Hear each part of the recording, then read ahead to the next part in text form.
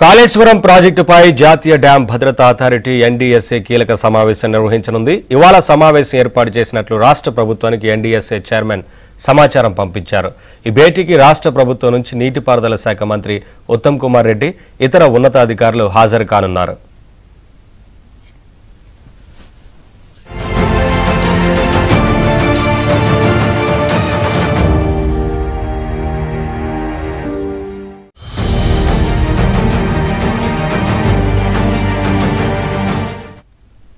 కాళేశ్వరం ప్రాజెక్టుపై ఎన్డీఎస్ఏ మే 5న ఒక నివేదిక సమర్పించింది. వర్షాకాలం వరదలు రాకముందే పలు సాంకేతిక పరీక్షలు నిర్వహించాలని నివేదికలో పేర్కొంది.